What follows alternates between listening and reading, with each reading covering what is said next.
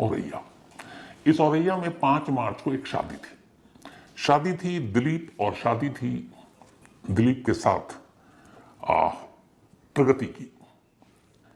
प्रगति की जो बड़ी बहन थी वो दिलीप के बड़े भाई से ऑलरेडी उसकी शादी हो चुकी थी।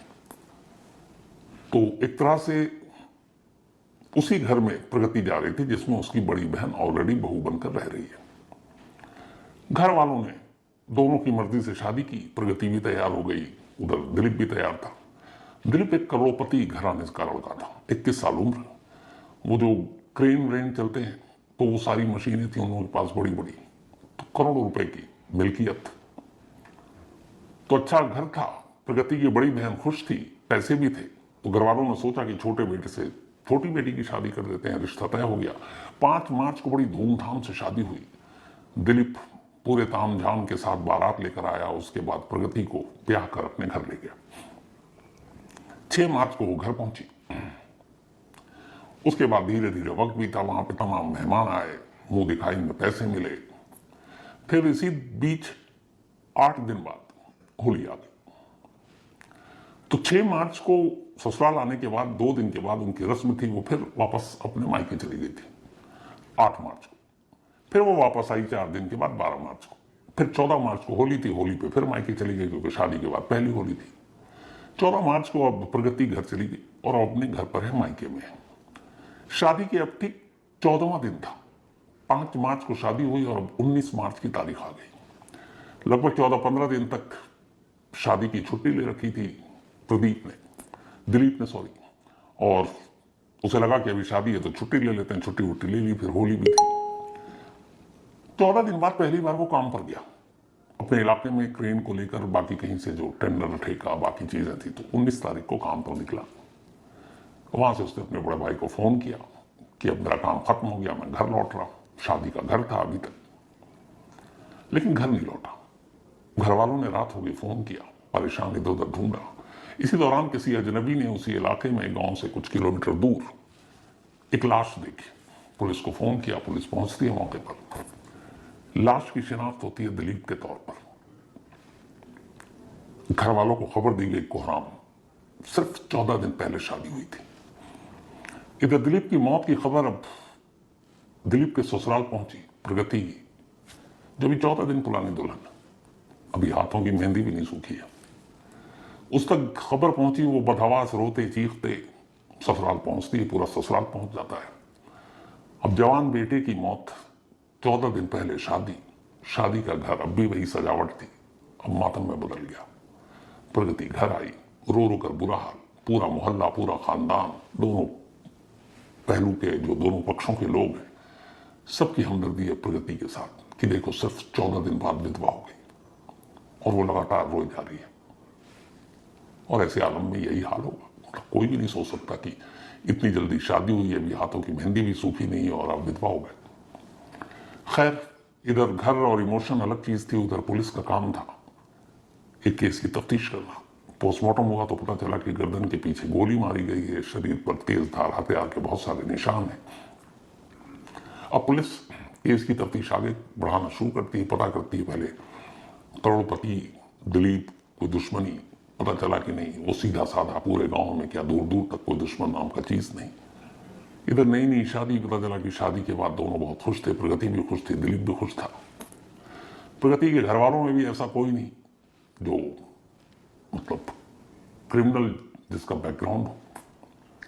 अब पुलिस तफ्तीश कर रही है, कुछ समझ में नहीं आ रहा कि कातिल कौन है, लेकिन केस को अंजाम तक पहुंचाना है। पुलिस ने फिर वही अपना नया तरीका अपनाया जो आजकल है बड़ा काम का, सीसीटीवी कैमरा और मोबाइल का कॉल डिटेल है, उसका डेटा, उसको खंगालने का फैसला किया। अब घर वालों से पूछताछ की कि कहां से कहां तक गया था दिन भर के। उस दिन 19 मार्च का जो उसका रूटीन था, पुलिस ने उसको फॉलो किया, पूरी टीम को। जिस जगह लाश मिली थी उस जगह के आसपास पुलिस ने देखना चेक किया शुरू कि कहीं कोई कैमरा हो, दिख जाए सीसीटीवी। पर वो सुनसान इलाका, वहां सीसीटीवी कैमरा था नहीं। लेकिन फिर पता चला कि एक रेस्टोरेंट में गया था दिलीप और वहां कुछ लोग आए थे और फिर उनके साथ वो क्रेन लेकर निकला था। तो जब क्रेन लेकर निकला तो क्रेन तो काफी बड़ा होता है, उन रास्तों को पुलिस ने टटोलना शुरू किया। पुलिस के नसीब ने साथ दिया, एक जगह एक कैमरा दिख गया। कैमरा दिखा तो वो क्रेन भी नजर आया। पुलिस को उस क्रेन पर दिलीप के अलावा कुछ 3-4 और लोग बैठे नजर आए, लेकिन चेहरा साफ नहीं था। अब यहां से ये पता चला कि जिस रेस्टोरेंट में वो बैठा था उससे पूछताछ हुई तो मालूम हुआ कि दिलीप आया था, घर जा रहा था। कुछ लोगों ने कहा कि उनकी गाड़ी फंस गई है, क्रेन की जरूरत है, मदद कर दीजिए। दिलीप ने इंसानियत के नाते कहा चलो मैं ही मदद कर देता हूं। वो क्रेन लेकर खुद चल पड़ा था। अब चेहरा साफ नहीं, सीसीटीवी कैमरे में उनको कैसे पहचाने? पुलिस ने उस इलाके के सारे जो मोबाइल का टावर था उसमें कौन कौन से मोबाइल उस वक्त एक्टिव थे, अब उनको सिलेक्ट करना शुरू किया। धीरे धीरे जब पुलिस ने सिलेक्ट करना शुरू किया तो इत्तेफाक से एक नंबर पर पुलिस की नजर पड़ी। उस नंबर पर नजर पड़ते ही पुलिस चौंक उठी। वो नंबर था एक हिस्ट्री शीटर का, जिसका नाम था रामजी नागर। रामजी नागर के ऊपर 10-12 केस थे, मर्डर के भी केस थे, जेल जाना रूटीन था उसका, लेकिन इस वक्त इन दिनों जमानत पर बाहर था। अब जिस जगह लाश मिली उस जगह पर राम जी नागर का पाया जाना, उसके मोबाइल का, पुलिस के कान खड़े कर जाती है। अब पुलिस राम जी को ढूंढती है। इत्तेफाक से राम जी बेफिक्र अपने घर में, पुलिस उससे दबोचती है, उठाती है, लाती है। पहले तो वो इनकार करता है, फिर पुलिस उससे सीसीटीवी कैमरा दिखाती है। मौका या वारदात पर उसके मोबाइल के जरिए उसकी मौजूदगी का सबूत देती है। तब राम जी नगर कहानी सुनाता, उसने कहा मैंने मारा। फिर वो 2-3 नाम और लेता है। इसके बाद पुलिस उन जो नाम लिया उनमें से एक नाम के घर पहुंचती है। वो नाम प्रगति के गांव का ही था, और उसी गांव में प्रगति जिस गांव में रहती थी उसी गांव के रहने वाले एक लड़के का, जिसका नाम था अनुराग। अब पुलिस अनुराग को उठाती है। अनुराग रामजी नगर को पहले पुलिस कस्टडी में देख चुका था, उसकी हवा खराब। अब दोनों को बिठाकर पुलिस पूछताछ करती है। इस पूछताछ के बाद अब पुलिस वहां से निकलती है और सीधे दिलीप के घर पहुंचती है। दिलीप के घर में अब भी मातम पस रहा है। शादी को 2 हफ्ते भी पूरे नहीं हुए थे। दिलीप की विधवा प्रगति का रो रो कर बुरा हाल। पूरा घर उसको अभी ढाढ़स बंधा रहा है, दिलासा दे रहा है, हमदर्दी जता रहा है। और तभी पुलिस वहां पहुंचती है। लोगों को लगा कि केस की तफ्तीश के सिलसिले में पुलिस आई है, कुछ पूछताछ होगी, कुछ जानकारी मिलेगी। लेकिन पुलिस सीधे कहती है कि उन्हें प्रगति से पूछताछ करनी है। फिर भी घर वालों को लगा कि बीवी है, 15 दिन पहले शादी हुई है, हो सकता है कुछ राज की बातें दिलीप ने प्रगति को बताई हो, कुछ दुश्मनों के बारे में। प्रगति अब पुलिस के सामने थी। पुलिस वाले बाकी लोगों को कमरे से बाहर कर देते हैं। अकेले में प्रगति से एक रूम में बातचीत करते हैं, सिर्फ 10 से 15 मिनट। 15 मिनट के बाद अब पुलिस वाले प्रगति का हाथ पकड़े लेडी पुलिस वाली साथ में घर से बाहर निकल रहे हैं। बाहर खड़ी पुलिस की गाड़ी में प्रगति को बैठा रहे हैं। जैसे ही प्रगति को पुलिस वाले गाड़ी में बिठा रहे और पुलिस वाली उसके हाथ पकड़ेगी, पूरे घर वालों का माथा ठनक जाता कि ये क्या है। एक तो पति सिर्फ शादी के 14 दिन बाद मर गया, 14 दिन के अंदर वो विधवा हो गई, और पुलिस उसे अपने साथ गाड़ी में बिठाकर क्यों ले जा रही है। कुछ लोग विरोध करने के लिए सामने आए तो पुलिस ने कहा आप लोग इंतजार कीजिए, हम अपना काम कर रहे हैं। ये जो आपकी बहू है असल में आपके बेटे की कातिल यही है।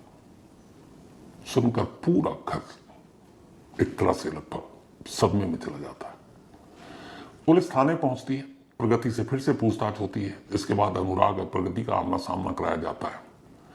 फिर रामजी नागर और अनुराग का आमना सामना कराया जाता है, और उसके बाद सारी कहानी आईने की तरह साफ हो जाती है। कहानी एक अजीब कहानी। ये कहानी ऐसी थी कि जिसमें अगर थोड़ा सा दिमाग लगा लेती तो शायद दिलीप की जान न जाती।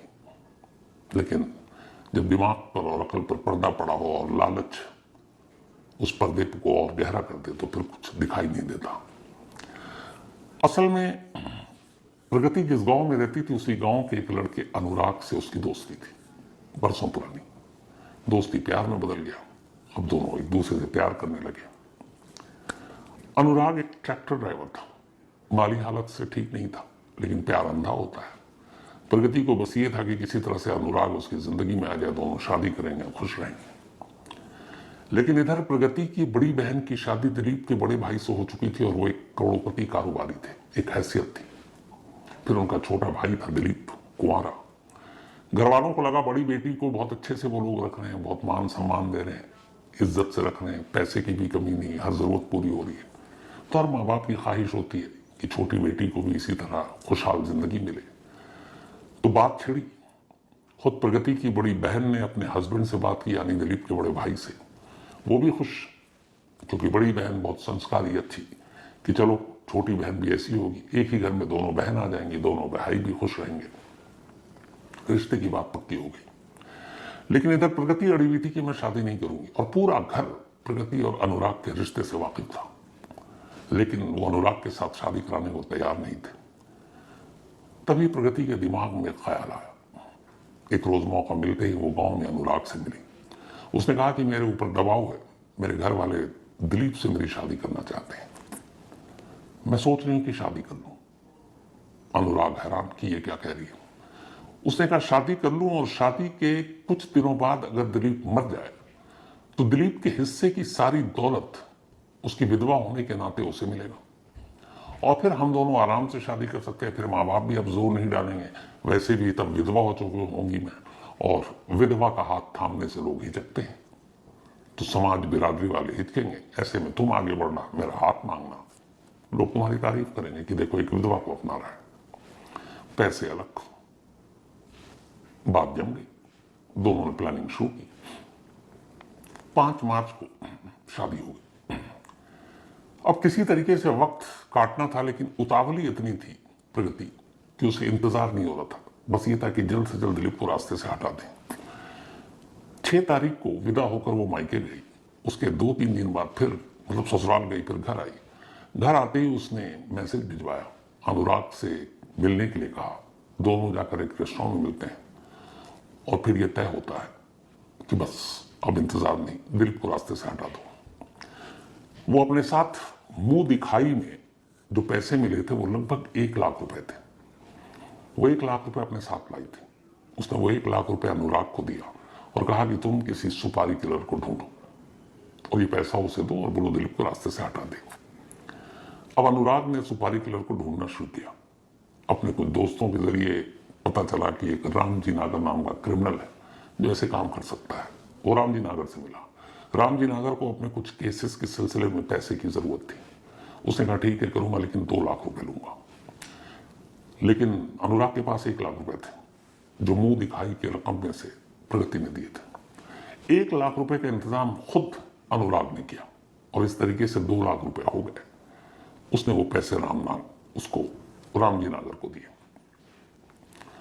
अब इस बीच में प्रगति वापस ससुराल पहुंच गई, क्योंकि उसे पता था 14 को दिवाली है, 14 मार्च को फिर घर आएंगे मायके में। 14 मार्च को होली के मौके पर वो फिर वापस आई। इसके बाद फिर से प्लानिंग हुई किस दिन ये सब करना है। उसने कहा जिस दिन दिलीप अब घर से बाहर निकलेगा, क्योंकि आजकल शादी की वजह से वो छुट्टी पर है, तो किस दिन निकलेगा इसकी जानकारी वो खुद देगी। और तय हुआ कि व्हाट्सएप कॉल से ही सब बातें होंगी। इसके बाद वो होली के बाद वापस ससुराल पहुंचती है। इत्तेफाक से 19 मार्च दिलीप प्रगति से कहता है कि अब मैं चलता हूं, सारा काम भैया देख रहे हैं, अब मैं भी काम पर निकलता हूं। उस दिन पहली बार निकला। वो जैसे ही निकला, इधर प्रगति ने अनुराग को व्हाट्सएप कॉल किया। उसने कहा आज वो काम पर गया, बस उसका पीछा करो और जहां मौका मिले देख लो। अनुराग ने फौरन सुपारी किलर रामजी नागर को फोन किया।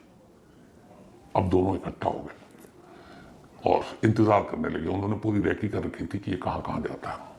इत्तेफाक से जब एक रेस्टोरेंट में चाय पीने के लिए रुका दिलीप, तब इनके साथ 2 और लोग थे, वो पहुंचे।